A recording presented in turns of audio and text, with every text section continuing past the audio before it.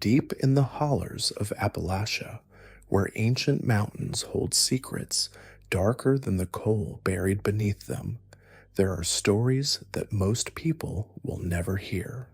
If you're ready to uncover the twisted history and disturbing mysteries hidden in these hills, smash that subscribe button right now and hit the notification bell, because the content we explore on this channel isn't for the faint of heart. Welcome to Boring Nightmares, where we dive into the shadows of Appalachian folklore, true crime, and the strange phenomena that mainstream media won't touch. Deep in the misty hollows of Appalachia, where civilization barely penetrated and federal law was more suggestion than reality, certain family names were whispered with the same reverence reserved for natural disasters. These weren't just criminals or outlaws. These were dynasties built on blood, bound by codes older than the Constitution, and governed by a brutal logic that turned entire counties into kingdoms of fear. Between 1860 and 1940, three family networks emerged from the coal-dusted mountains and fog-shrouded valleys to carve their names into American history with violence so systematic, so calculated, that even today their descendants carry the weight of their ancestors' choices. The Appalachian Mountains had always been different. Descendants of American pioneers populated these isolated peaks and valleys, but by 1860, their civilization resembled the earliest western frontier more than the rapidly modernizing nation beyond the ridgelines. The mountainous regions of Kentucky, Tennessee, North Carolina, Virginia, and West Virginia existed in a state of deliberate separation from the outside world. Law enforcement was sparse, courts were distrusted, and the rugged terrain made any kind of centralized authority nearly impossible to maintain. In this vacuum of official power, family loyalty became the highest law. Blood ties determined justice, settled disputes, and decided who lived or died. The topography itself seemed designed for violence. Narrow mountain passes created perfect ambush points. Dense forests provided cover for those seeking revenge. Interconnected cave systems offered hiding places that could shelter entire clans for months. Most importantly, the isolation meant that what happened in these mountains stayed in these mountains, at least until the violence became so extreme that it spilled into the national consciousness. This was a world where a straying pig could trigger a war that lasted decades, where a perceived insult to a family member demanded blood payment, where children learned to shoot before they learned to read, not for hunting, but for survival. The concept of individual crime barely existed here. When a member of one family was wronged, the entire bloodline was wronged. When revenge was taken, it was taken against the entire opposing clan.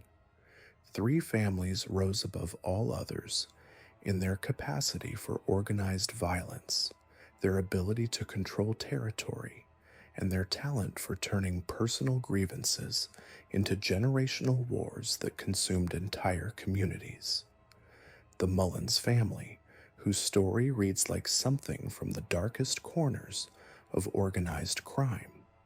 The Howard family, whose feud with the Bakers created what historians now recognize as one of the deadliest conflicts in American history.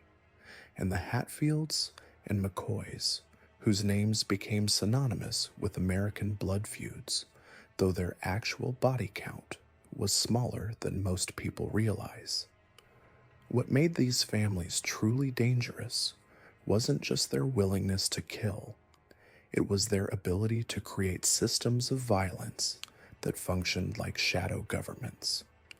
They had their own courts, their own laws, their own methods of taxation through intimidation and extortion. They controlled economic resources, from coal mines to moonshine operations to timber rights.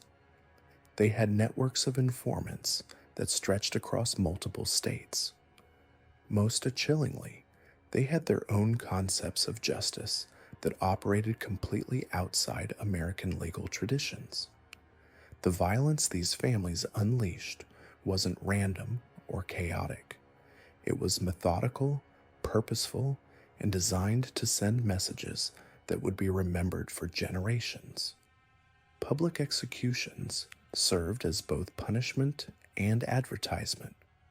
The burning of homes wasn't just destruction of property, but psychological warfare. The targeting of women and children, while shocking to outsiders, was a calculated strategy to demonstrate that no one connected to an enemy family was safe.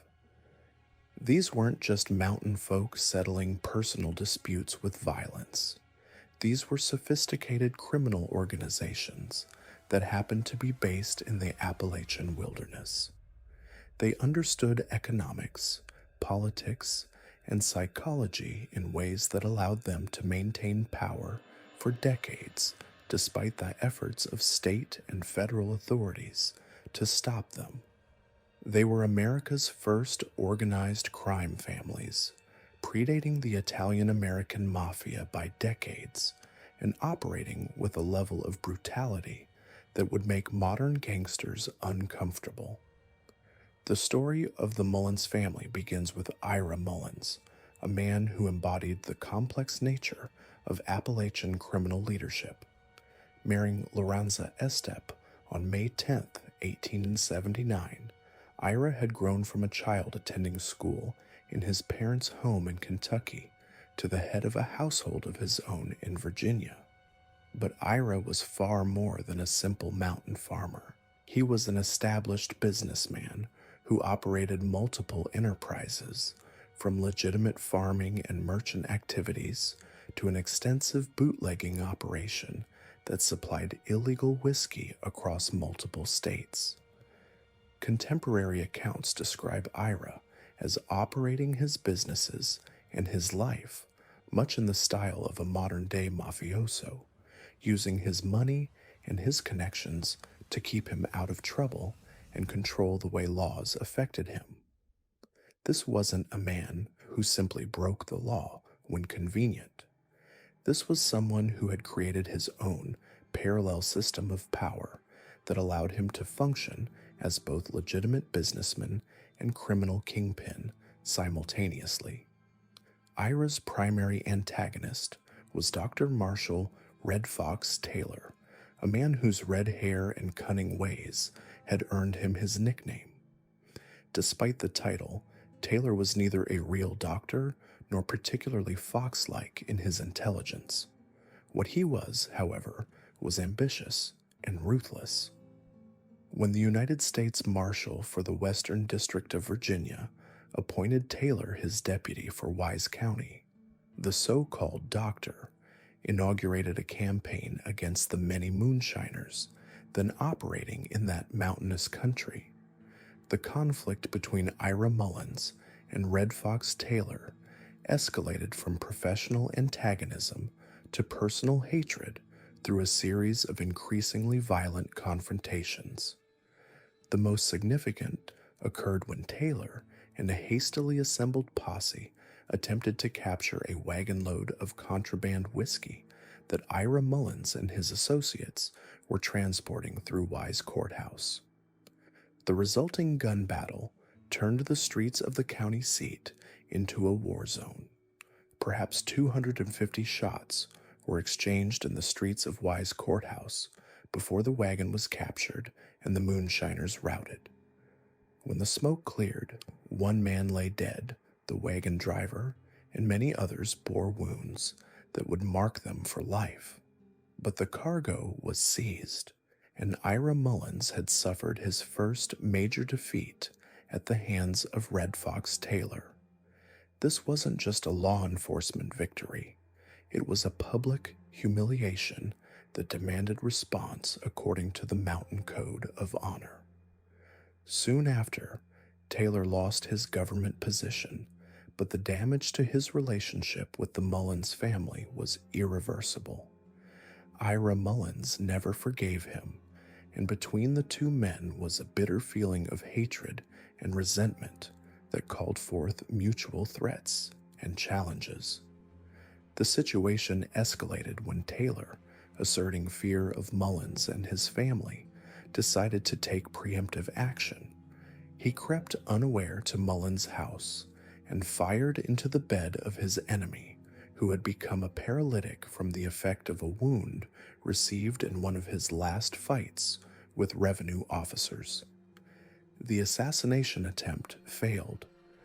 Ira wasn't struck by Taylor's bullets, and the would-be killer fled to Kentucky to wait and plan his next move. But the failed attack had crossed a line that even in the violent world of Appalachian feuding was rarely breached. Taylor had attempted to murder a paralyzed man in his own bed. The response would be swift and overwhelming. The Ira Mullins family comprised of Ira Mullins, his wife Luanza, their 14-year-old son John Harrison Mullins, Wilson Mullins, who was married to Ira's sister Jane, John Chappell, the wagon driver, and Greenberry Harris, a 15-year-old hired man, left the home of Wilson Mullins at the mouth of Cane Branch in present-day Jenkins.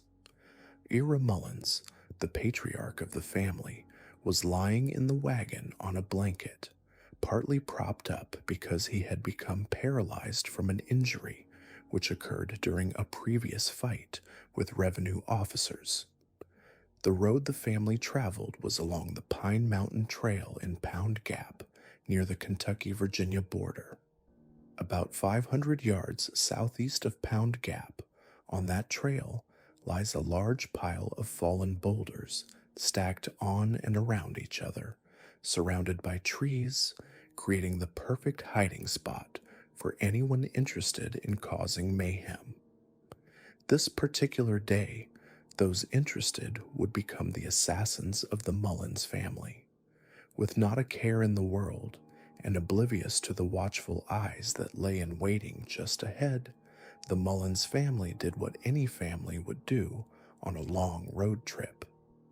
They bantered back and forth about life and scenery, while the young boys joked and threw rocks at leaves, high in the trees the way young boys do when out in nature. They had no way of knowing that Red Fox Taylor and two hired assassins were hidden behind the rocks, watching their approach through a telescope and preparing for mass murder. At a few minutes before 1 o'clock, the party approached the ambush site. Jane Mullins, a daughter-in-law of the distiller, walked in front of the wagon, while within the vehicle were Ira Mullins, his wife, his son Wilson Mullins, and John Campbell, the driver. Following the wagon were Greenberry Harris, the hired man, and John Mullins, a 15-year-old son. They were assured that no officers were near and apprehended no danger otherwise. Then a shot was fired. A horse fell dead. 3 masked men of familiar figure suddenly rose from behind the boulders and commenced firing with repeating rifles upon the trapped family. The daughter-in-law and the infant son fled and escaped injury, though many bullets pierced their outer clothing. All who remained, and the horses, were quickly shot dead. Old Mullins' body was mutilated with many additional shots from Taylor's rifle, suggesting a level of personal hatred that went far beyond simple elimination of an enemy. The massacre at Killing Rock, as it came to be known, represented something beyond even the brutal standards of Appalachian violence. This wasn't a fair fight between armed men. This wasn't even a calculated assassination of a single target. This was the systematic execution of an entire family including women and children, carried out with military precision and personal savagery. The aftermath revealed the true extent of the hatred these feuds could generate. Even death wasn't enough to satisfy the enemies of the Mullins family. Later reports described how the grave of Ira Mullins was desecrated in an inhuman manner. Some ghoulish wretches blew the grave up with dynamite or some other explosive substance, exposing the remains of the murdered man. Dirt, sand, and pieces of bone and wood from the coffin were scattered over a large area, demonstrating that in life he had some terrible enemies whose vengeance was not yet satisfied even by his death. Justice, when it finally came, was swift but incomplete. Dr. Marshall B. Taylor was hanged at Wise Courthouse, Virginia, at 2:20 in the afternoon on October 27, 1893, for the murder of the Mullins family. The night before his execution, he ate a hearty supper and slept soundly until daylight. He ate a light breakfast and returned to his bed, where he remained until 10 o'clock, showing no signs of remorse or fear. Marshall Doc Taylor, Hanan Fleming, and Cal Fleming were all charged with the murders. Taylor was convicted and hanged.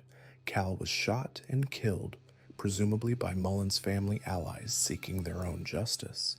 Hanan was acquitted, though whether through lack of evidence or intimidation of witnesses remains unclear. The Howard family of Clay County, Kentucky, became embroiled in what historians now recognize as potentially the deadliest family feud in American history. While the Hatfield-McCoy conflict captured national headlines with its dozen casualties, the Baker-Howard feud claimed an estimated 200 lives over 4 decades of systematic violence that transformed an entire county into a war zone. The feud's origins remain disputed among surviving witnesses. Some claim it began over a stolen hog. Others point to a random shooting that escalated beyond all reason.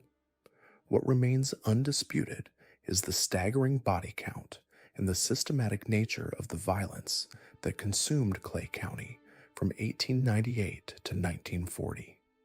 Unlike other mountain conflicts that flared and subsided, the Baker-Howard War maintained its deadly intensity for generations, creating what amounted to parallel governments operating through intimidation and murder. The Howard family patriarch commanded a network of relatives and allies that extended throughout the remote hollows of eastern Kentucky.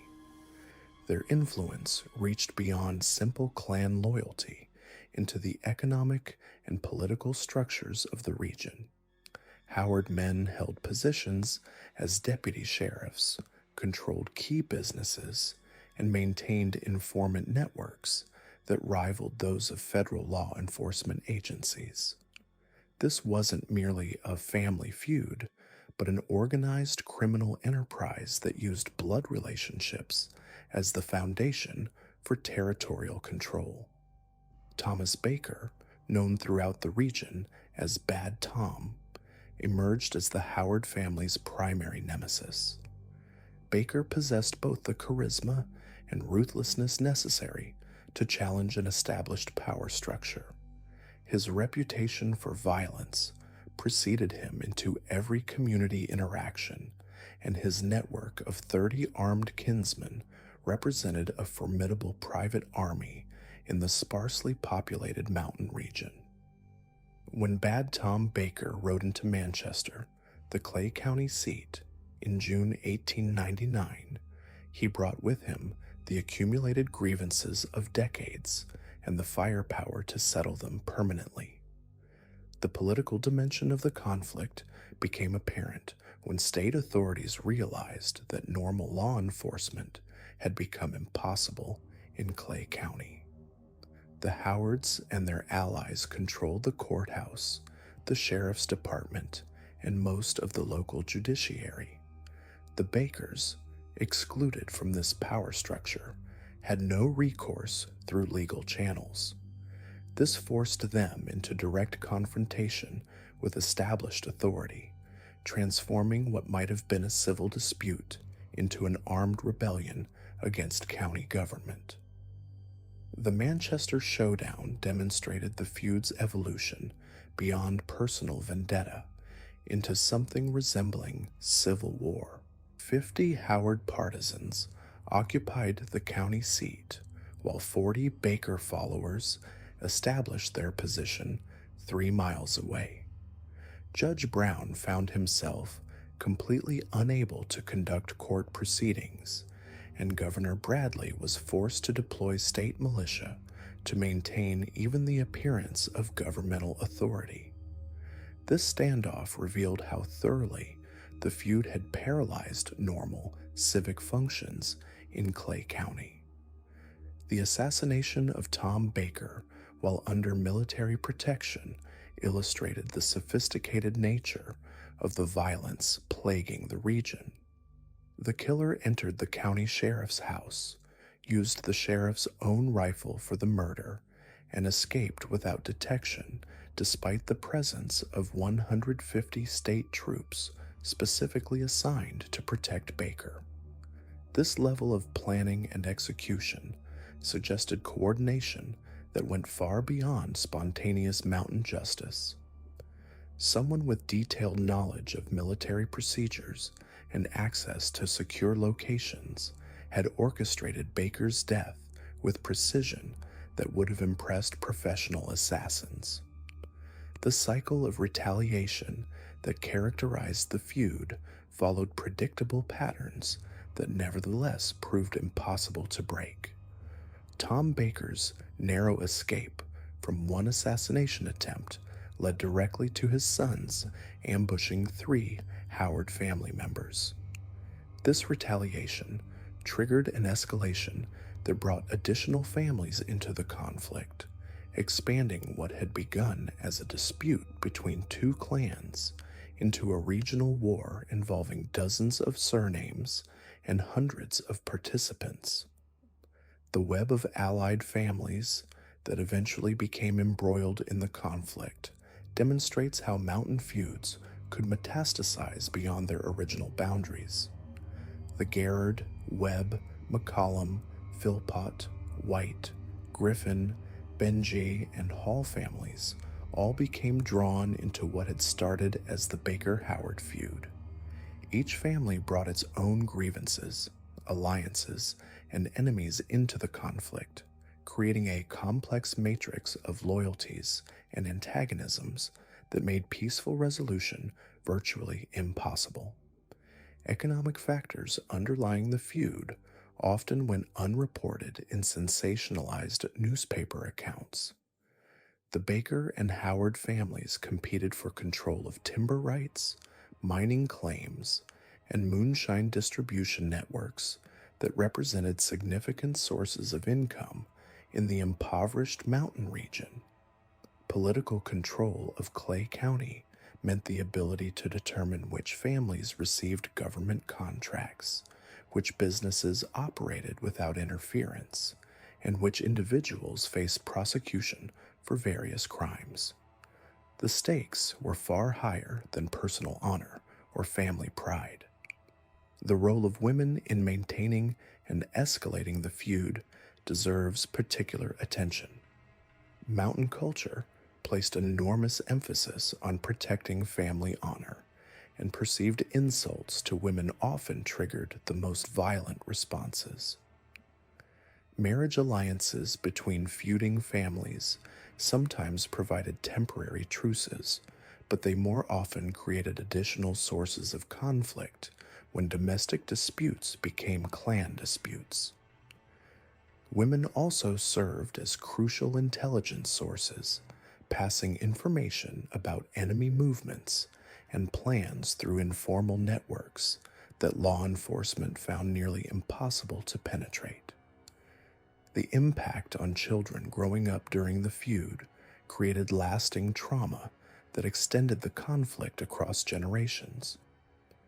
Children witnessed murders participated in ambushes, and inherited both the obligation to avenge family deaths and the expectation that they would eventually become targets themselves.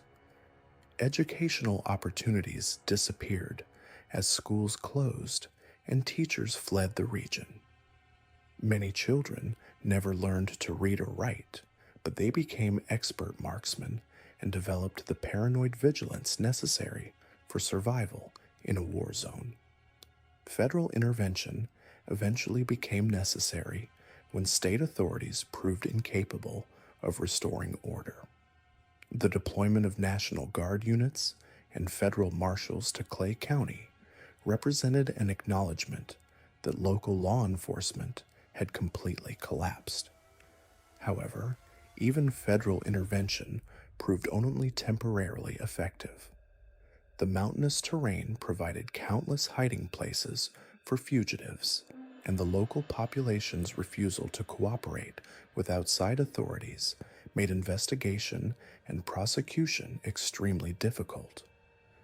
The economic devastation caused by 4 decades of violence transformed Clay County from a developing region into an economic backwater that struggled to attract investment or business development. Insurance companies refused to write policies in the area. Businesses relocated to safer counties. Young people fled to find opportunities elsewhere, leaving behind an aging population and a reputation for lawlessness that persisted long after the violence had subsided.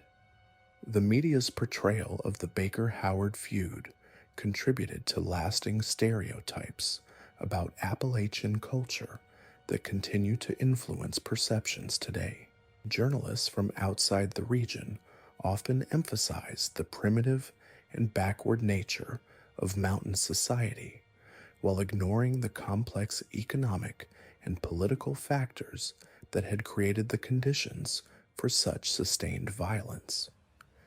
These portrayals serve to justify federal intervention while simultaneously marginalizing the entire region in the national consciousness. The final resolution of the feud came not through law enforcement success or negotiated settlement, but through simple exhaustion.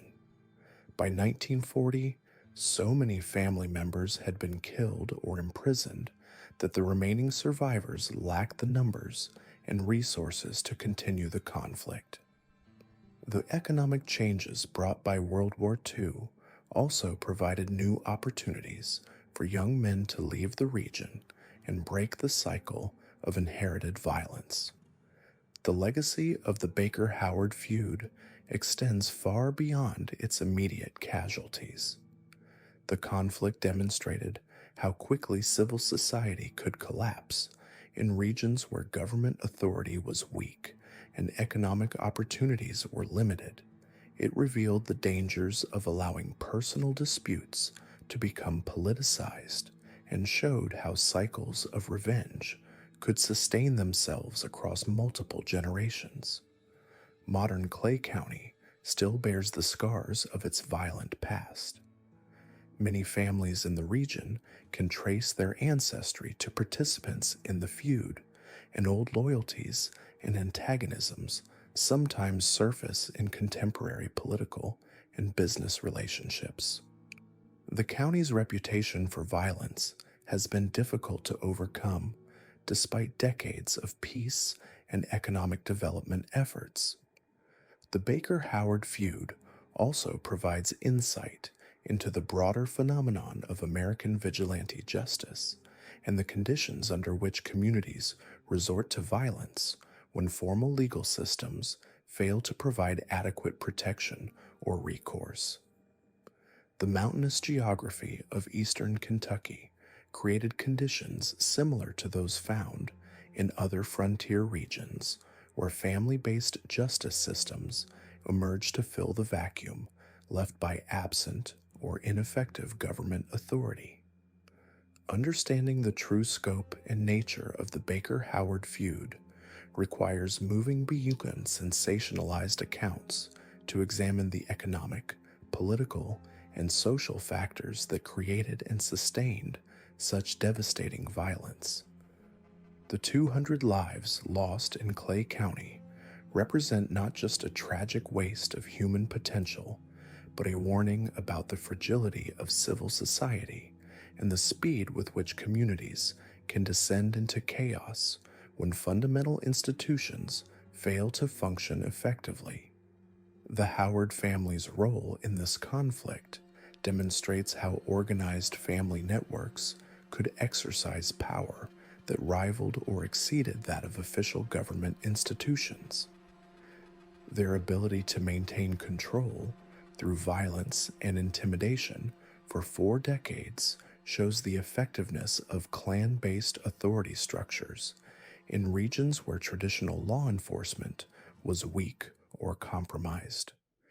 The Deadliest Appalachian families weren't just violent clans fighting over territory or moonshine operations. They were something far more sinister. These were bloodlines that had made bargains with forces that predated European settlement, families whose very survival depended on maintaining supernatural contracts written in blood and sealed with human sacrifice. While the Hatfields and McCoys battled over stolen pigs and romantic betrayals, and the Howard family waged their decades-long war with the Bakers, there existed darker dynasties operating in the deepest hollows, where even federal marshals feared to tread. These families didn't just kill for revenge or profit. They killed to feed ancient hungers that demanded regular tribute. The Blackwood family of Shadow Creek Valley represents perhaps the most chilling example of how supernatural agreements could transform entire bloodlines into instruments of terror. Unlike the Hatfields, who fought openly, or the Howards, who used political manipulation, the Blackwoods operated in the shadows, their victims disappearing without trace, their bodies never recovered. Established in their remote valley in 1831, the Blackwoods fled Massachusetts under accusations of witchcraft. What they brought with them was far worse than simple folk magic. They carried knowledge of rituals that could bind entire bloodlines to entities that existed in the spaces between worlds. The binding ceremony that gave the Blackwoods their power took place monthly under the dark moon. Family members would gather in a clearing surrounded by 13 white pine trees, arranged in a perfect circle that had been carefully maintained for generations. At the center stood a stone table, its surface worn smooth by countless rituals. The ceremony itself was deceptively simple, yet horrifically effective. An elder would make precise cuts on willing participants, collecting their blood in a bowl carved from mountain laurel wood. This blood would be mixed with elements harvested from their territory, water from springs that emerged and vanished with the seasons, certain mushrooms that grew only in complete darkness, and the eyes of predatory animals. But the most crucial ingredient was human sacrifice. Every full moon, the Blackwoods were required to provide fresh blood from someone outside their bloodline. This wasn't random killing. It was calculated harvesting. They would identify isolated travelers, vulnerable settlers, or anyone who ventured too close to their territory after sunset. The victims weren't simply murdered. They were subjected to a process the Blackwoods called the rendering. Captives would be kept alive for days in underground chambers beneath their seemingly ordinary cabins. These earthen rooms, reinforced with hand-hewn timber and lit only by beeswax candles, became theaters of psychological torment. Family members would take turns whispering personalized terrors into the ears of each victim, reminders of their deepest fears and regrets, until they collapsed in complete emotional breakdown. The Blackwoods believed that terror enhanced the spiritual potency of the blood they would eventually harvest. When authorities finally investigated disappearances near Shadow Creek in 1917, they found something that defied explanation. The Blackwood settlement had been mysteriously abandoned overnight, but evidence of their activities remained. Underground chambers contained restraints stained with decades of blood. Carved symbols covered every surface, forming patterns that seemed to shift when viewed directly. Most disturbing was the discovery of what appeared to be a primitive surgical theater. Stone tables bore grooves designed to channel blood into collection vessels. Crude medical instruments suggested the Blackwoods had developed techniques for keeping victims alive while slowly draining them over extended periods. The investigation revealed that over their 86 years in Shadow Creek Valley, the Blackwoods had likely claimed over 300 victims. Local records showed an unusual pattern of missing persons reports that authorities had previously attributed to the dangerous mountain terrain. What the Blackwoods received in exchange for their regular tribute was longevity that bordered on the supernatural.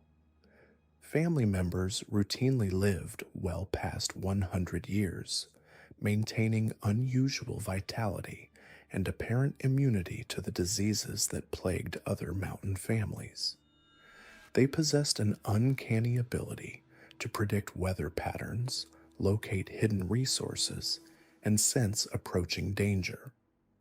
More unsettling was their apparent connection to the wildlife in their territory. Hunters reported that animals in the Shadow Creek area behaved unnaturally, often leading travelers deeper into the wilderness rather than fleeing human presence. Wolves and bears that should have hibernated were spotted year-round, always moving in patterns that seemed to guide lost visitors toward Blackwood territory. The family's supernatural abilities extended to their agricultural practices. Despite the poor soil and harsh conditions of their remote valley, the Blackwoods maintained crops that flourished even during droughts that devastated neighboring communities. Local traders noted that Blackwood produce had unusual properties, providing more nutrition than similar crops grown elsewhere. But perhaps most terrifying was their ability to influence the thoughts and actions of those who consumed food grown on their land or drank from streams passing through their territory. Several accounts describe visitors to the valley becoming increasingly disoriented and compliant, eventually walking willingly to their deaths. The Blackwood children were trained from infancy in the family's dark practices. They learned to recognize the signs that indicated when new tribute was required, how to identify suitable victims, and the proper procedures for conducting the rendering process. By adolescence, most displayed the same supernatural longevity and enhanced senses as their elders. Unlike other mountain families who occasionally showed mercy or operated according to some code of honor, the Blackwoods viewed human life as nothing more than currency to be spent maintaining their supernatural advantages. They felt no guilt about their practices, believing themselves chosen to serve forces that transcended human morality. The stone table that served as the centerpiece of their rituals bore inscriptions in a language that predated any known Native American dialects. Anthropologists who studied rubbings of these symbols before the site was sealed reported experiencing persistent nightmares and a compulsive urge to return to the valley. When the abandoned Blackwood settlement was finally destroyed by authorities in 1918, Workers reported numerous unexplained accidents. Tools would mysteriously malfunction, structures would collapse without apparent cause, and several workers claimed to see figures moving through the surrounding forest, always just beyond clear visibility. The most chilling discovery came when demolition crews uncovered the family cemetery. Every grave had been meticulously excavated from within, as though the buried dead had clawed their way out. No remains were ever found, but the empty coffins contained personal effects arranged in ritualistic patterns that matched the symbols found throughout the settlement. Local legends claim that the Blackwoods didn't truly disappear, but rather relocated to an even more remote location where they continue their practices to this day. Park rangers in the region report that certain areas experience unexplained phenomena, recording equipment malfunctions, and occasional sightings of figures moving through the forest at night. Modern investigators who have attempted to verify the Blackwood accounts find their research consistently obstructed. Documents disappear from archives, witnesses become suddenly unwilling to speak, and the locations themselves seem to resist exploration. GPS systems malfunction in the vicinity of the former settlement, and electronic equipment frequently fails without explanation. The Blackwood legacy represents something far more sinister than the typical mountain feud. While families like the Hatfields and Howards fought over tangible resources and personal grievances, the Blackwoods were engaged in a fundamentally different kind of warfare. They were fighting to maintain their position as intermediaries between the human world and entities that existed beyond normal understanding. Their story serves as a reminder that the isolated hollows of Appalachia harbored secrets that went far beyond moonshine operations and clan rivalries. In the deepest valleys, where civilization never fully took hold, some families discovered that survival could be purchased with the blood of others, and that certain hungers, once awakened, would never be satisfied. The mountains remember what happened in Shadow Creek Valley. Local residents still avoid the area, and those who must pass through during daylight hours report an oppressive silence that seems to absorb sound rather than merely lack it. No birds sing in those woods, no insects buzz, and even the wind seems muted as it moves through the ancient trees. Perhaps most unsettling is the testimony of modern hikers who claim to have discovered clearings that match descriptions of Blackwood ritual sites. These locations, they report, feel fundamentally wrong in ways that defy explanation. The air itself seems heavy with malevolent presence, and many visitors experience an overwhelming urge to flee that intensifies the longer they remain. The Blackwood family represents the ultimate evolution of Appalachian violence, where bloodshed transcended mere human conflict and entered the realm of the supernatural. The winter of 1892 brought more than just killing cold to the Appalachian Mountains. It brought a reckoning that would forever stain the name Mullins in blood across southeastern Kentucky and southwestern Virginia. What began as a simple business dispute between a moonshiner and a federal marshal escalated into one of the most brutal mass murders in American history, an event so savage that newspapers across the nation struggled to find words adequate to describe the carnage. The Mullins family massacre at Killing Rock wasn't just another mountain feud gone wrong. It was the culmination of a systematic campaign of terror that revealed how quickly the thin veneer of civilization could be stripped away in these isolated peaks, where federal law was more suggestion than reality, and where personal vendettas could consume entire bloodlines in a single afternoon of gunfire. Ira Mullins was no ordinary mountain man.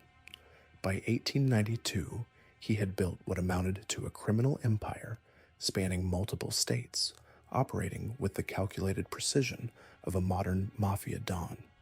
His moonshine operation supplied illegal whiskey from Kentucky to Virginia. His network of informants rivaled that of federal agencies, and his willingness to use violence to protect his interests had earned him both respect and terror throughout the region. Ira didn't just break the law, he operated as though he was the law, buying off local officials and intimidating those who couldn't be purchased. His marriage to Lorenza Estep in 1879 had cemented his position in the community, but it was his business acumen that made him truly dangerous. Ira understood that in the mountains, information was power and fear was currency. He cultivated relationships with merchants, postal workers, and even some law enforcement officials, creating an intelligence network that allowed him to stay one step ahead of federal agents. When revenue officers planned raids, Ira often knew about them days in advance. When competitors tried to muscle into his territory, they found their operations mysteriously sabotaged or their key men disappearing into the mountain mist. But Ira's greatest strength would ultimately become his fatal weakness. His success had made him arrogant, and his arrogance had made him careless. He began to believe his own legend, convinced that his network of allies and his reputation for ruthlessness made him untouchable. This hubris would lead him directly into the crosshairs of a man every bit as cunning and considerably more ruthless than himself. Dr. Marshall B. Taylor earned his nickname Red Fox through a combination of his distinctive auburn hair and his reputation for cunning that bordered on the supernatural. Despite the title Doctor, Taylor possessed no medical training. The honorific was purely self-bestowed, an affectation that helped him navigate the complex social hierarchies of mountain society, where education, real or imagined, commanded respect. What Taylor lacked in formal credentials, he more than compensated for with an intuitive understanding of human nature and an almost preternatural ability to exploit weakness and fear. S. Marshall for Wise County represented the federal government's attempt to bring order to a region that had largely operated outside the law since the Civil War. The position required someone willing to face down armed criminals in terrain that favored ambush over arrest, someone comfortable with violence and unencumbered by excessive scruples about due process. Taylor fit these requirements perfectly, perhaps too perfectly. His campaign against the moonshiners was systematic and brutal. Unlike previous federal efforts that relied on large, noisy raids that gave criminals time to scatter, Taylor employed hit-and-run tactics learned from Confederate guerrillas during the war. He would appear without warning, strike hard, and disappear back into the mountains before organized resistance could form. His methods were effective, but created enemies who would carry grudges to their graves and beyond. The confrontation that would ultimately doom both Taylor and the Mullins family occurred in the streets of Wise Courthouse, the county seat that served as neutral ground for the various criminal enterprises operating in the region. Ira Mullins had grown overconfident, perhaps believing that his network of informants would provide adequate warning of any federal action. On this particular day, he made the fatal decision to transport a wagon load of unstamped liquor directly through the center of town in broad daylight. Taylor, who had been waiting for exactly such an opportunity, struck with the precision of a military operation. With a hastily assembled posse, he moved to intercept the wagon as it navigated the narrow streets near the courthouse. What followed was less arrest than urban warfare, with over 250 shots exchanged in the confines of the small mountain town. Windows shattered, horses screamed and fell, and civilians dove for cover as two criminal empires collided in a hail of lead and gunpowder smoke. When the smoke cleared, the wagon driver lay dead in the street. Several members of both sides nursed wounds, and Ira Mullins had escaped but not unscathed.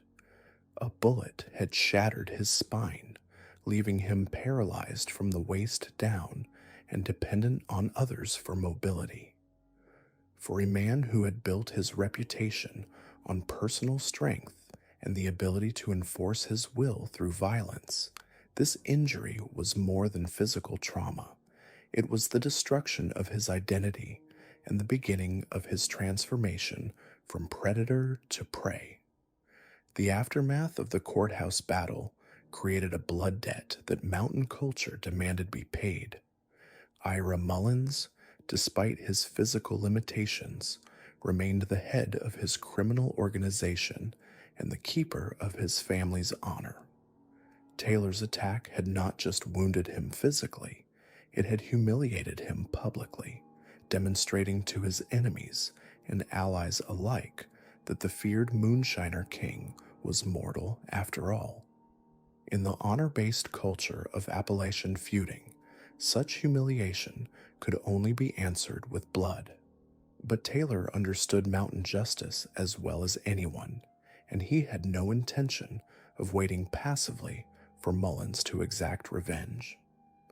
Shortly after the courthouse battle, he attempted to end the matter permanently by creeping to Mullins' home under cover of darkness and firing through the window where the paralyzed man lay sleeping. The assassination attempt failed, the bullets missing their target in the darkness, but the message was clear. This conflict would end only when one of the principals was dead. With his murder attempt exposed, Taylor fled across the state line to Kentucky, where he began planning a more elaborate solution to his Mullins problem. The failed assassination had escalated the feud beyond any possibility of peaceful resolution, and Taylor, despite his cunning, had placed himself in an impossible position. He could not return to his duties in Virginia while Mullins lived, but neither could he remain in hiding indefinitely. The federal government that had employed him as a deputy marshal would not protect him from the consequences of what was increasingly being seen as a personal vendetta rather than legitimate law enforcement. The solution Taylor devised was as cold-blooded as it was comprehensive. Rather than targeting Ira Mullins alone, he would eliminate the entire family, thereby removing both the immediate threat and any possibility of future revenge from surviving relatives. This decision transformed what had been a conflict between two dangerous men into something far more sinister, a premeditated massacre that would shock even the violence-hardened mountain communities. Taylor recruited two accomplices for his planned ambush, men whose names have been preserved in court records as Hennon Fleming and Cal Fleming, though their relationship to each other and their motivations for joining Taylor's murderous scheme remain unclear. What is certain is that all three men understood they were embarking on something that transcended the normal boundaries of mountain feuding, something that would brand them as murderers rather than honorable combatants in a family dispute. The choice of Killing Rock as the ambush site demonstrated Taylor's intimate knowledge of mountain geography and his understanding of his target's habits. The location, approximately 500 yards southeast of Pound Gap along the Fincastle Trail, offered perfect concealment among the tumbled boulders while providing clear lines of fire across the narrow mountain path. More importantly, it was a place the Mullins family would have to pass if they were traveling between their Kentucky and Virginia properties, making it an ideal choke point for an ambush.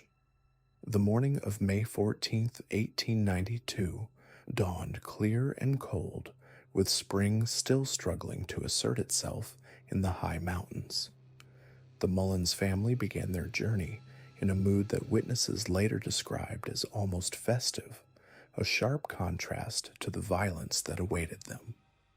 Ira Mullins, despite his paralysis, had insisted on making the trip, lying in the wagon bed on blankets and pillows that his family had arranged to make him as comfortable as possible. His wife Lorenza sat beside the wagon, occasionally reaching over to adjust his coverings or offer him water from a ceramic jug. The party included Wilson Mullins, Ira's brother-in-law, who had married into the family and served as one of Ira's trusted lieutenants in the moonshine operation. Wilson was known for his quick temper and quicker draw, but on this peaceful morning he seemed relaxed, even jovial, joking with the younger members of the party as they made their way along the familiar mountain trail. John Chappell served as the wagon driver, a position that required both skill in handling horses on treacherous mountain paths and absolute trustworthiness, as he was privy to all the family's movements and destinations. 15-year-old Greenberry Harris, a hired hand who had worked for the family for several years, walked alongside the wagon with the easy stride of someone who had spent his entire life in the mountains. Despite his youth, Greenberry was considered a man by mountain standards, capable of handling adult responsibilities and trusted with adult secrets. His presence on this journey indicated the family's complete confidence in his loyalty and discretion. The youngest member of the party was John Harrison Mullins, Ira's 14-year-old son, who represented the future of the Mullins bloodline and the continuation of whatever legacy his father might leave behind. Like most mountain children, John had grown up understanding the violent realities of his family's world, but on this bright spring morning, he was simply a boy enjoying a family outing, throwing rocks at trees and listening to the adults' conversation with the casual attention of youth. Jane Mullins, Wilson's wife and Ira's sister, walked ahead of the wagon, serving as an informal scout and enjoying the mild weather after the harsh mountain winter. Her position at the front of the group would prove crucial to the survival of any witnesses to the coming massacre, though at the time it seemed merely a matter of personal preference and a desire to stretch her legs during the long journey. As the family approached the boulder field that concealed their killers, they were engaged in the ordinary conversations of people comfortable with each other and their surroundings. Ira, despite his physical limitations, remained mentally sharp and continued to direct family business from his wagon bed, discussing plans for expanding their operation and strategies for avoiding future encounters with federal agents. The irony that they were walking directly into a trap set by the very marshal who had crippled him would have been lost on none of them had they known what awaited in the rocks ahead. Taylor and his accomplices had been in position since before dawn, having spent the previous day confirming that the Mullins family would indeed travel this route.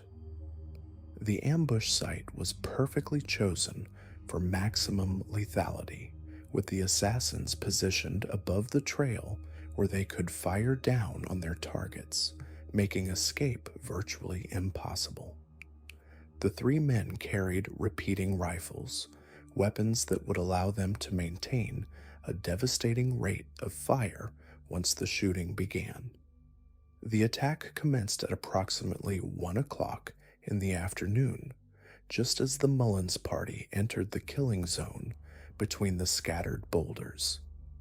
Taylor's first shot was aimed at one of the horses, a tactical decision designed to disable the wagon and prevent any possibility of escape.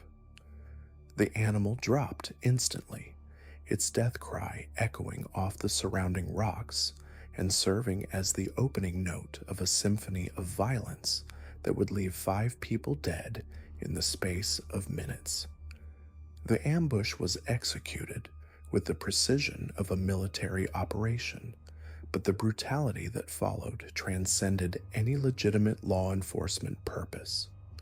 As the trapped family members scrambled for cover or attempted to flee, the 3 assassins rose from concealment and began firing with a sustained intensity that suggested this was less arrest than execution.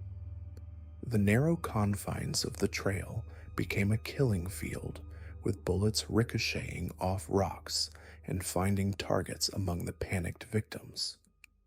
Ira Mullins, paralyzed and helpless in the disabled wagon, became the primary focus of Taylor's murderous attention. The federal marshal, consumed by the hatred that had driven him to this remote ambush site, continued firing into the wounded man's body long after death had claimed him, the repeated shots serving as a grim punctuation to years of accumulated rage and frustration. The mutilation of Ira's corpse would be remembered as one of the most disturbing aspects of an already horrific crime. Wilson Mullins, despite his reputation as a dangerous man, had no chance to draw his weapon or organize any effective resistance. The surprise was complete, the firepower overwhelming, and the tactical situation hopeless. He died beside the wagon, his body shielding his wife Jane, who had run back from her position at the front of the group in a desperate attempt to help her family. Her survival was due only to Taylor's focus on the male members of the party and the confusion created by the sustained gunfire. Young John Harrison Mullins and Greenberry Harris, caught in the open with nowhere to run, were cut down as they attempted to flee up the steep mountainside.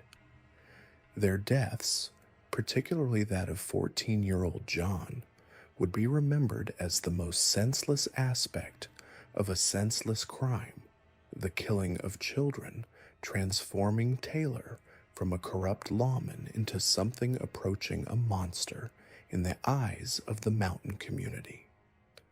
The massacre at Killing Rock lasted only minutes, but its impact would reverberate through Appalachian culture for generations. When the gunfire finally ceased, 5 members of the Mullins party lay dead among the rocks, their blood seeping into the mountain soil that had already absorbed the violence of countless feuds and vendettas. Only Jane Mullins and John H. Mullins survived, traumatized witnesses to a level of brutality that shocked even the violence-hardened residents of the mountain region. The aftermath of the massacre revealed the complex relationship between justice and vengeance in Appalachian society. While Taylor had technically been acting as a federal law enforcement officer, his methods and motivations clearly placed his actions outside the bounds of legitimate police work. The systematic execution of an entire family, including children, crossed lines that even the most lawless communities recognized as sacred. The investigation that followed was complicated by the remote location of the crime and the general distrust of outside authority that characterized mountain communities. However, the brutality of the massacre and the involvement of children among the victims created a rare consensus that justice must be served, regardless of the victim's criminal associations or the perpetrator's official status.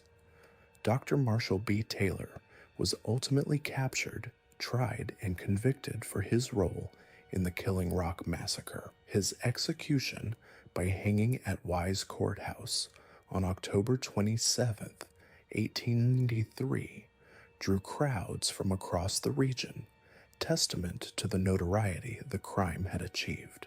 Contemporary accounts describe Taylor as maintaining his innocence to the end, claiming he had been acting in his official capacity as a federal marshal, but few believed his protestations of legitimacy. The fates of his accomplices reflected the chaotic nature of mountain justice.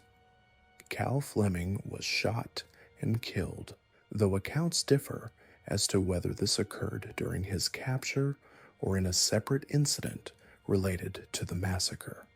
Henan Fleming was acquitted, possibly due to insufficient evidence or the complexities of determining individual responsibility in a crime involving multiple perpetrators. But the violence did not end with Taylor's execution.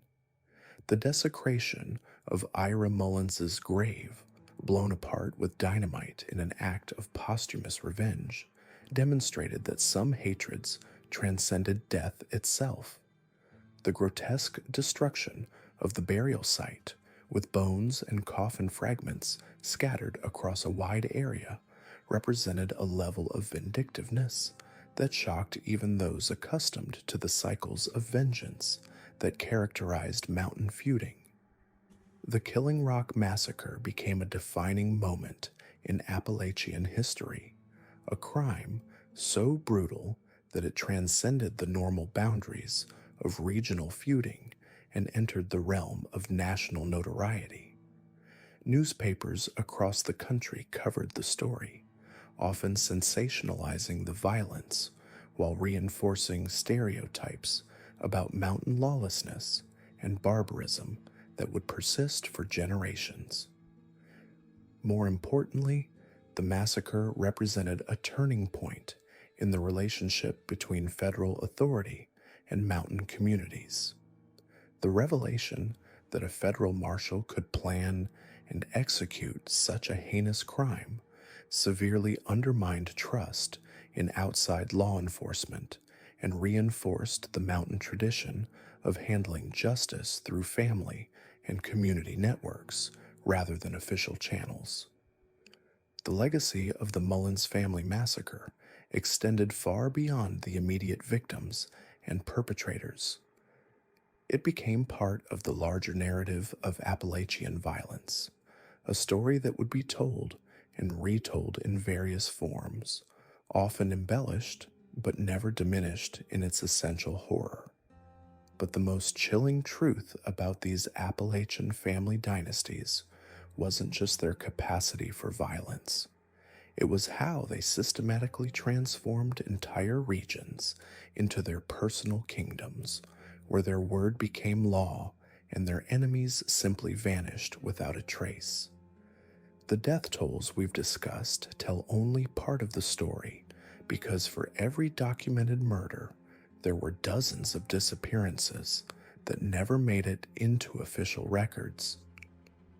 The Baker-Howard feud stands as perhaps the most devastating example of how these family wars could consume entire communities. When Augustus Howard claimed that over 200 men lost their lives in this conflict, he wasn't exaggerating. County records from Clay County during the peak years of 1900 to 1920 show a pattern that defies natural explanation. The population of certain districts actually decreased despite high birth rates, with entire family lines simply ceasing to exist in census records between decades. What made the Baker-Howard War particularly terrifying was its systematic nature. Unlike the Hatfield-McCoy feud, which was driven by personal grievances and family honor, the Baker-Howard conflict evolved into something approaching organized warfare. Both sides established what amounted to military hierarchies, with scouts, messengers, and specialized assassins. They developed their own intelligence networks that rivaled anything seen in conventional warfare. Tom Baker's organization was particularly sophisticated. Before his death, Bad Tom had established a network of safe houses stretching across 5 counties, each stocked with weapons and supplies.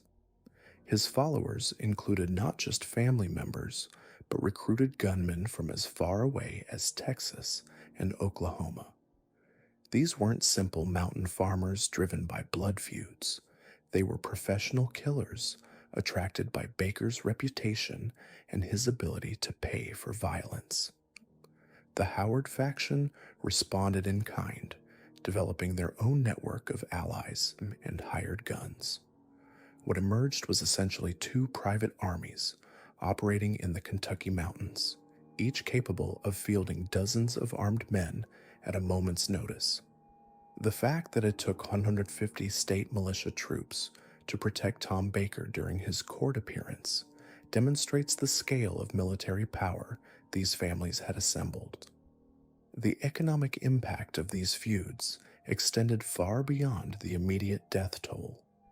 Businesses refused to operate in affected areas, mail delivery became sporadic, and entire communities were essentially cut off from the outside world.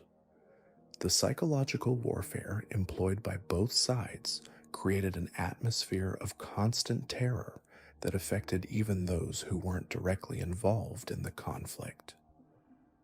Survivors' accounts describe a region where normal life had completely broken down. Children couldn't attend school because the routes were too dangerous. Farmers abandoned their fields rather than risk being caught in crossfire. Even churches closed their doors because gatherings of any kind were seen as potential targets for enemy raids. The Mullins family massacre represents a different but equally chilling aspect of Appalachian violence. The calculated nature of the Killing Rock ambush reveals how personal vendettas could escalate into acts of pure terrorism.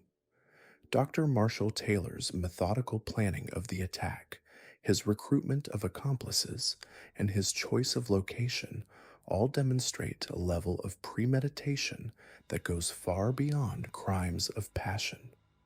The aftermath of the Mullins massacre shows how violence in these communities created cycles that extended beyond death itself. The desecration of Ira Mullins' grave with dynamite wasn't just an act of vandalism, it was a symbolic declaration that not even death could end the hatred between enemies. This grotesque violation of burial sites became a recurring theme in Appalachian feuds, suggesting that the concept of letting the dead rest in peace had no meaning in these conflicts. What's particularly disturbing about the Mullins case is how it reveals the corruption of law enforcement during this period. Dr. Taylor's position as a federal deputy marshal gave him both the authority and the resources to plan his revenge. The fact that he could recruit accomplices and obtain inside information about the Mullins family's movements shows how the boundary between law enforcement and criminality had completely broken down in many areas.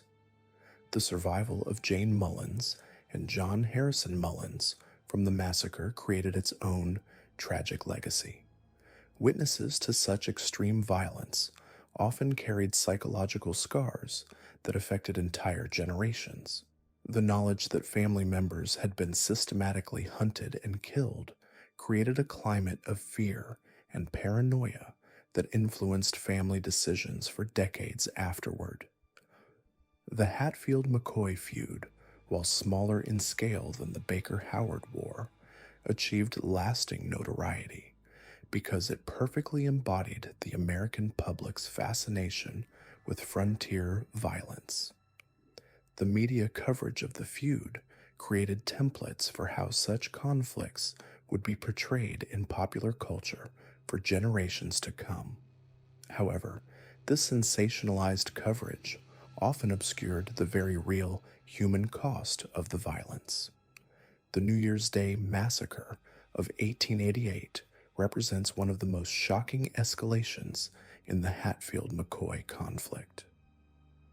The attack on Randolph McCoy's cabin wasn't just about eliminating enemies, it was about sending a message of absolute ruthlessness. The fact that women and children were targeted showed how completely the normal rules of civilized behavior had broken down. Sarah McCoy's survival of the brutal beating she received during the attack became symbolic of how these feuds traumatized innocent family members. Her injuries were so severe that she never fully recovered, spending the rest of her life as a living reminder of the violence that had consumed her family. The psychological impact on surviving family members often proved as devastating as the physical violence itself. The involvement of state governments and even the Supreme Court in the Hatfield-McCoy feud demonstrates how these family conflicts could threaten the stability of entire regions.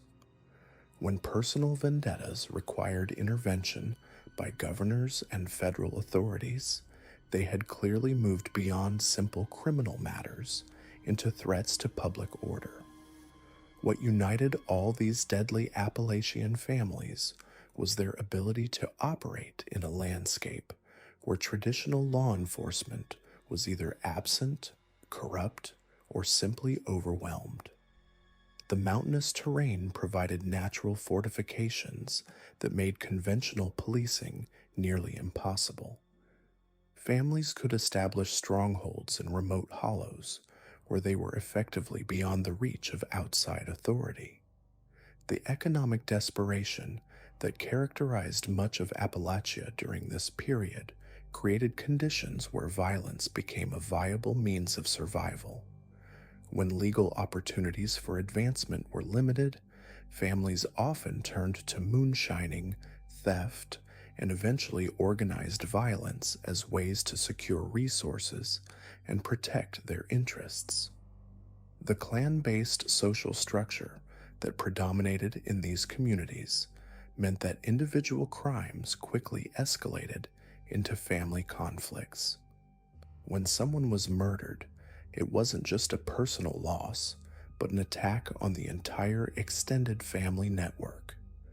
This created an obligation for revenge that could span generations, ensuring that conflicts would continue long after the original participants were dead. Perhaps most disturbing was how these family dynasties normalized extreme violence within their communities.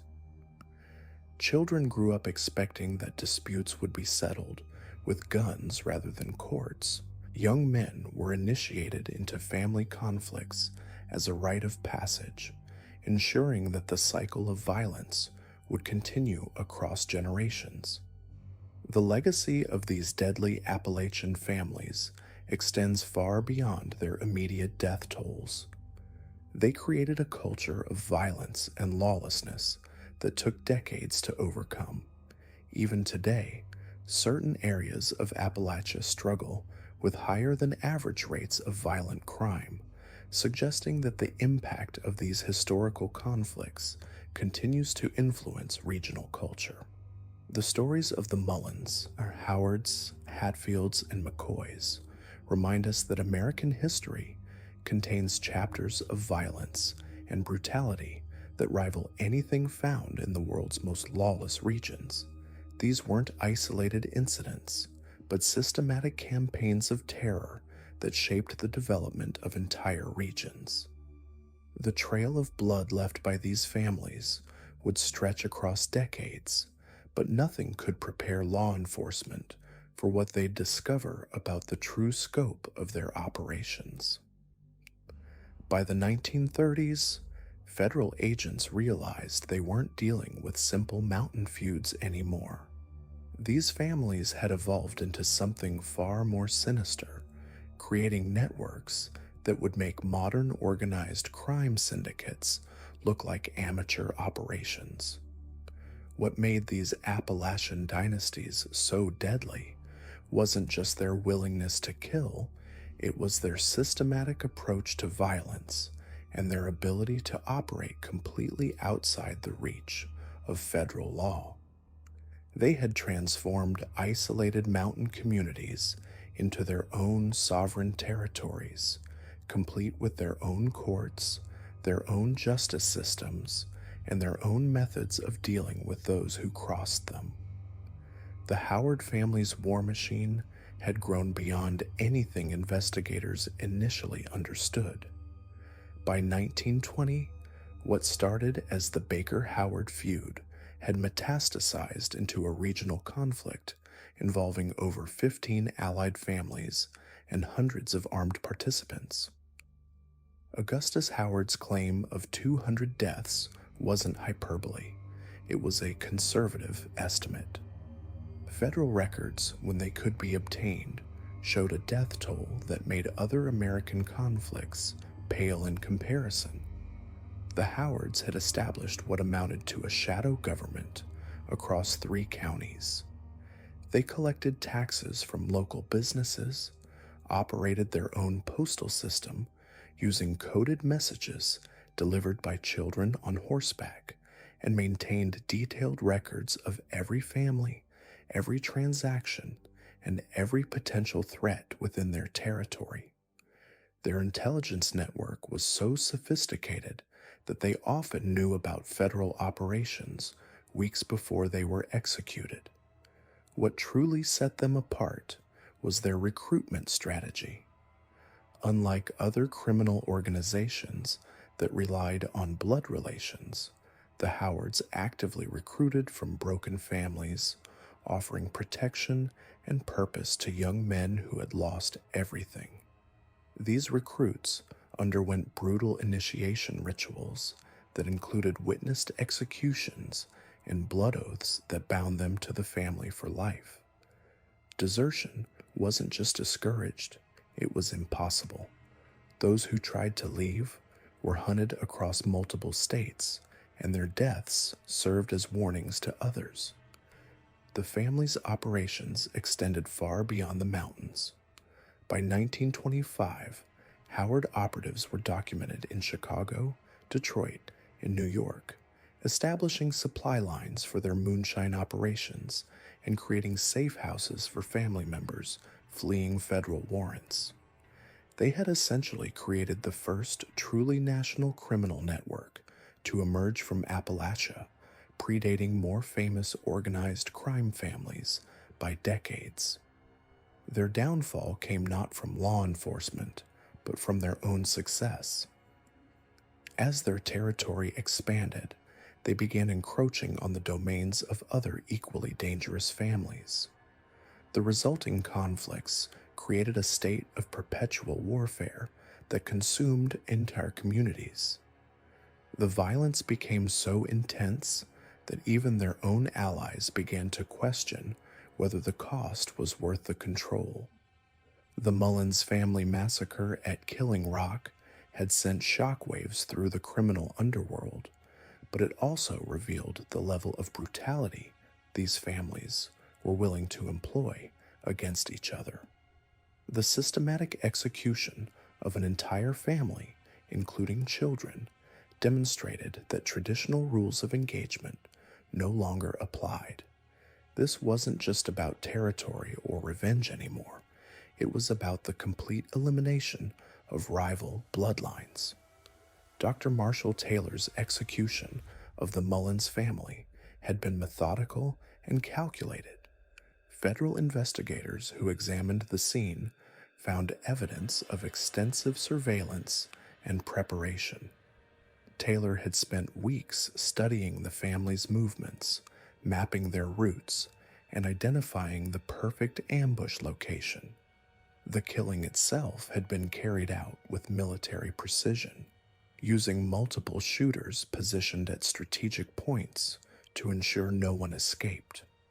But the massacre had unintended consequences that would reshape the balance of power in the region. The Mullins family had been allied with several other clans, and their destruction created a power vacuum that competing families rushed to fill. The resulting conflicts claimed hundreds more lives as former allies turned against each other in a desperate scramble for control of the family's territory and resources.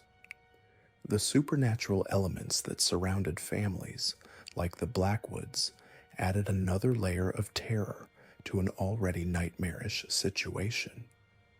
Local law enforcement often refused to investigate crimes in certain areas, not just out of fear of retaliation, but because of genuine belief that some families had access to powers beyond human understanding.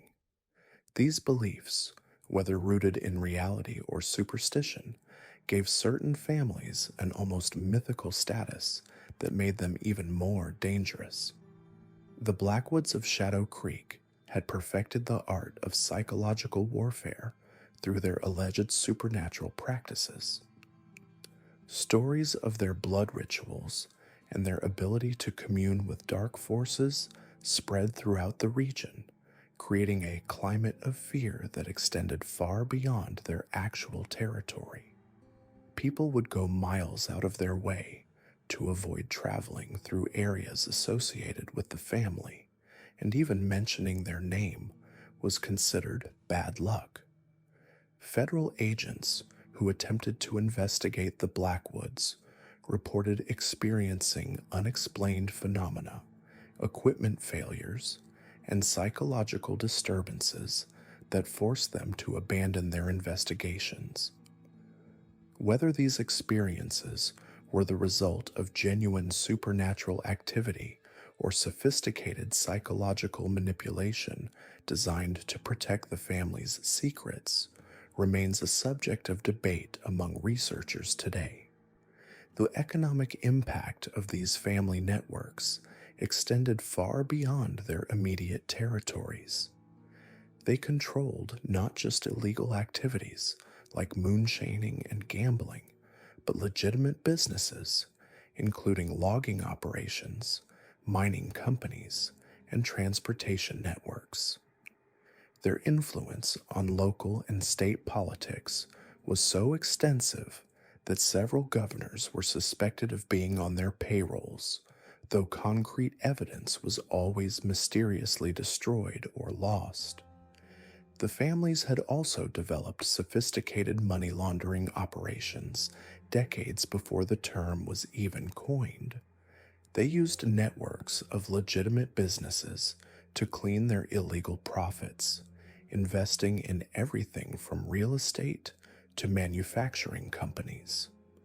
Some of the region's most prominent businesses were secretly owned or controlled by these criminal families, giving them a level of respectability that made them nearly untouchable. Their influence extended into the justice system itself. Judges, prosecutors, and law enforcement officials were either bought, intimidated, or eliminated if they posed a threat to family operations. Court records from the period show an unusual number of cases dismissed on technicalities, evidence that disappeared from lockups, and witnesses who suddenly refused to testify or simply vanished altogether. The family's understanding of human psychology and their ability to exploit fear, desperation, and loyalty made them incredibly effective at maintaining control over their territories. They knew exactly when to use violence and when to use generosity, creating complex relationships with local communities that made it nearly impossible for outsiders to understand who was a victim, and who was a willing participant. As the 20th century progressed, these mountain dynasties faced increasing pressure from federal law enforcement agencies that were becoming more sophisticated and better equipped to handle organized crime.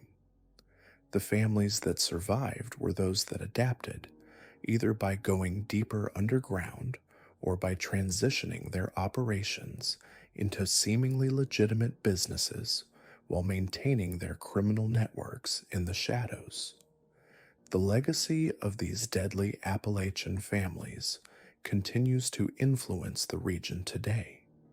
Their descendants still live in the mountains, many having integrated into mainstream society, while others maintain the old traditions and codes of their ancestors. The stories of their brutality and power have become part of local folklore, but the reality of their impact on American history is only now beginning to be fully understood by researchers brave enough to dig into records that many hoped would remain buried forever. The mountains themselves seem to guard the secrets of these families, with many crime scenes remaining undisturbed and many burial sites never discovered.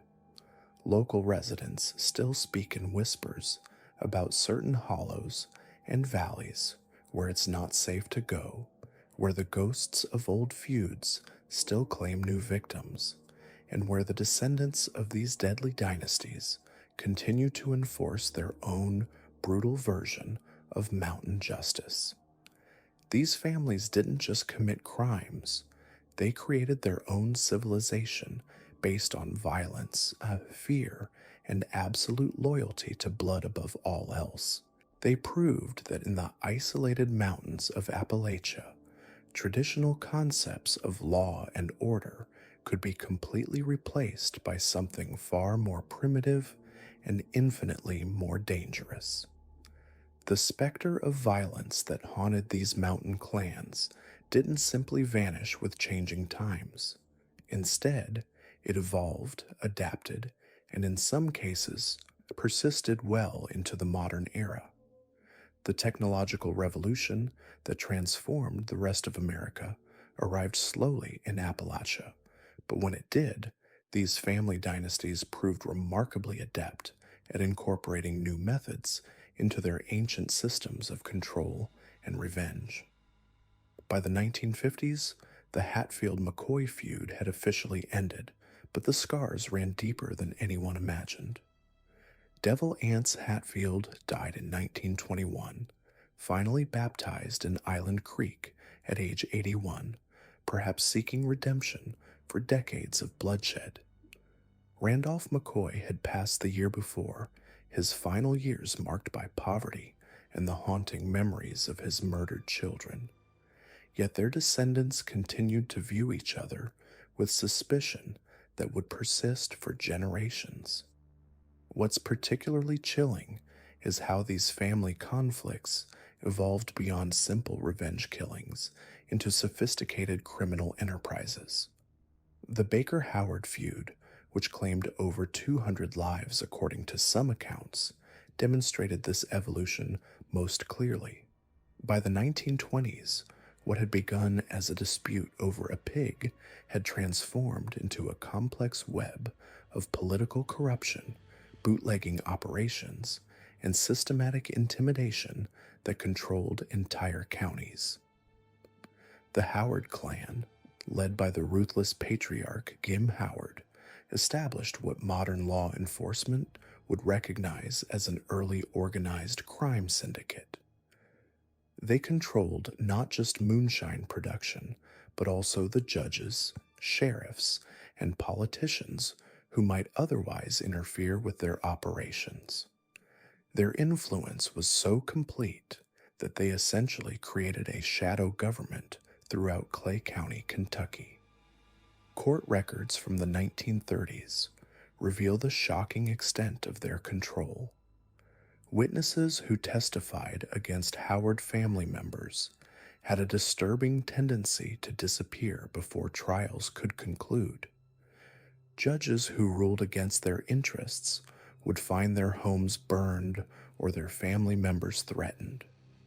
The Howards had created a system where traditional law enforcement was not just ineffective, but actively corrupted. The violence was systematic and calculated.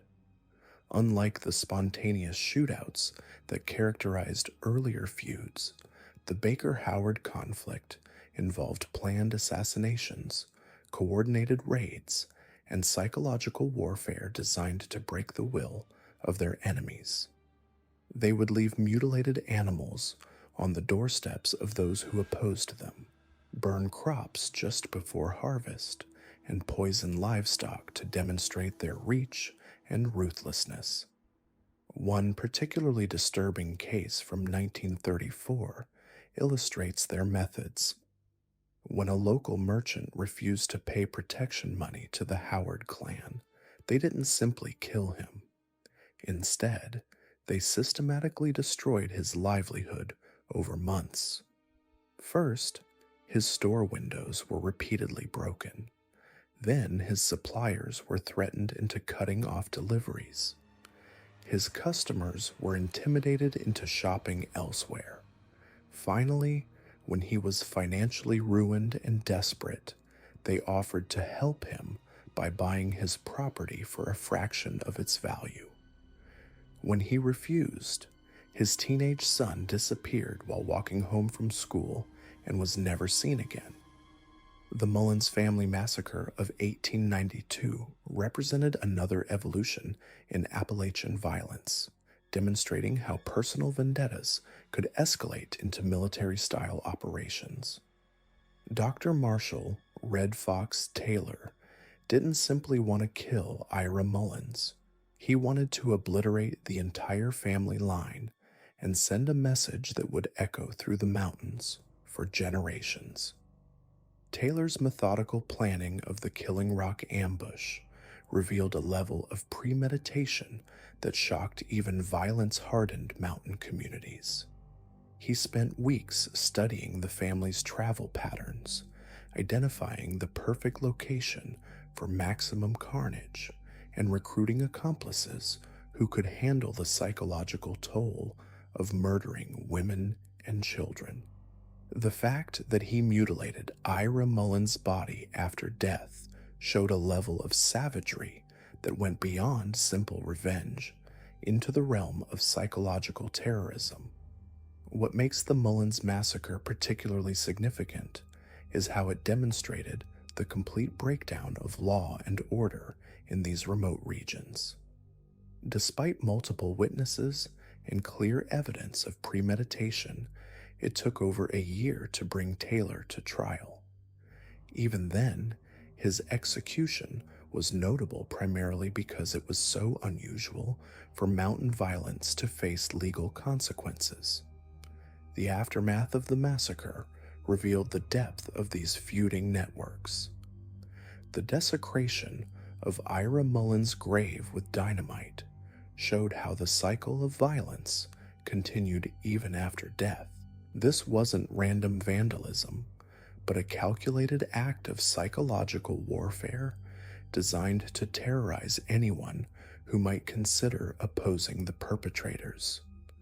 The fact that similar grave desecrations occurred throughout the region suggests a coordinated campaign of terror that extended far beyond individual family disputes.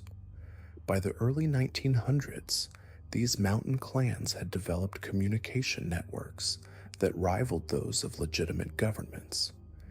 They used coded messages, signal fires, and networks of informants that allowed them to coordinate activities across multiple states.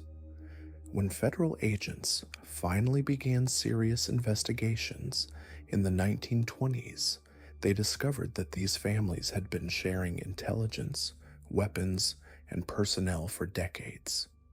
The political dimension of these feuds became increasingly sophisticated over time. Rather than simply intimidating local officials, these families began placing their own members in positions of authority. By 1930, multiple sheriffs, Judges and state legislators throughout Appalachia had direct family connections to feuding clans.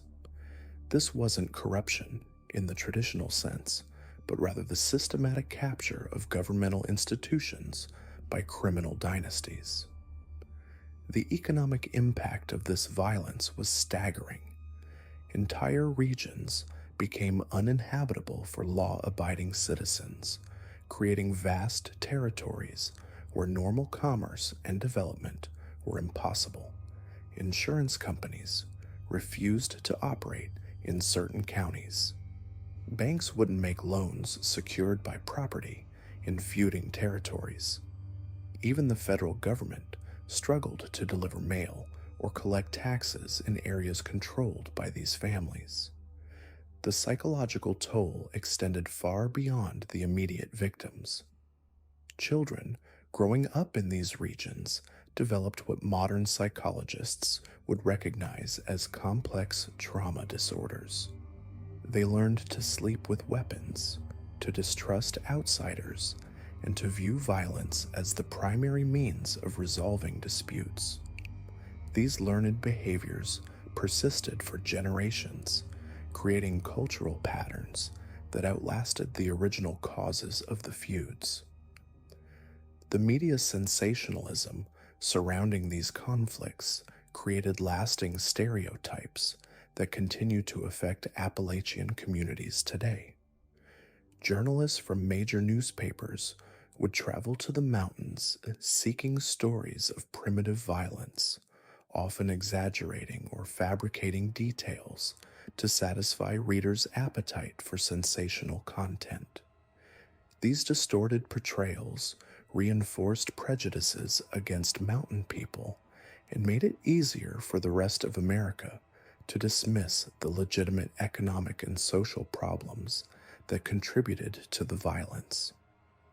What's particularly tragic is how these stereotypes obscured the real complexity of Appalachian society. Many of the feuding families were actually well educated and economically successful. Devil Anse Hatfield, for example, was a shrewd businessman who owned thousands of acres of valuable timberland. The violence wasn't the product of ignorance or poverty, but rather the result of a system where legitimate institutions were too weak to resolve serious disputes. The decline of these feuds in the mid-20th century coincided with several major changes in Appalachian society. The construction of better roads and communication systems made it harder for families to maintain isolated strongholds. The expansion of federal law enforcement, particularly during Prohibition, brought resources and expertise that local authorities had lacked. Most importantly, economic opportunities in mining, logging, and manufacturing provided alternatives to the subsistence agriculture that had made land disputes so critical. However, the end of the classic feuding era didn't eliminate the underlying conditions that had created these conflicts. The collapse of the coal industry in the latter half of the 20th century created new forms of economic desperation. The opioid crisis that devastated Appalachian communities in the 1990s and 2000s echoed many of the same patterns of violence and social breakdown that had characterized the feuding era. Modern law enforcement officials in Appalachian regions still encounter remnants of the old feuding culture. Family names that were synonymous with violence a century ago continue to appear in criminal investigations. The distrust of outside authority that characterized the feuding era persists in many communities, making it difficult for federal and state agencies to investigate crimes or build cases against local criminal organizations. The legacy of these deadly families extends beyond their immediate descendants to influence broader American culture. The image of the violent, feuding mountaineer became a staple of popular entertainment, from early dime novels to modern television shows. This cultural mythology, while often inaccurate, reflects something genuine about the American experience: the tension between individual liberty and social order, between family loyalty and civic responsibility. Today, many descendants of these feuding families have become historians, educators, and community leaders, working to preserve the complex truth of their heritage while rejecting its violent aspects. They recognize that understanding this history is crucial for addressing the ongoing challenges facing Appalachian communities. The same isolation and economic marginalization that created the conditions for feuding continue to affect these regions, though they now manifest in different forms.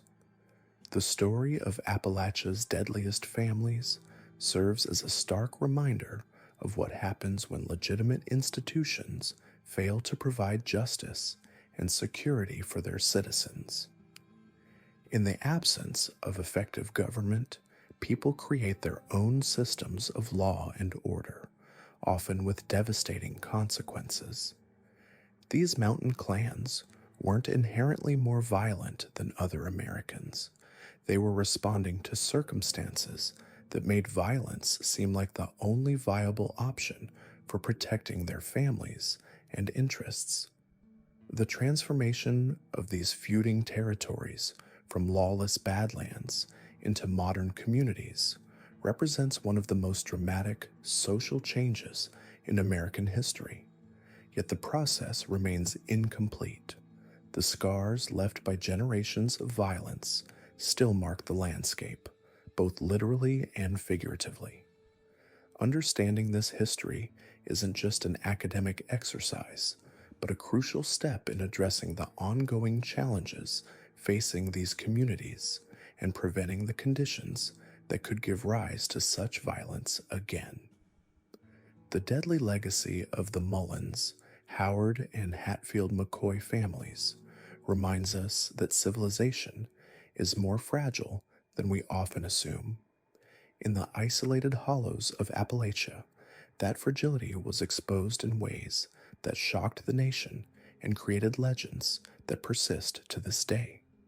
Their story is ultimately not just about mountain violence, but about the eternal human struggle between order and chaos, between justice and revenge, between the law of the land and the older, darker law of blood.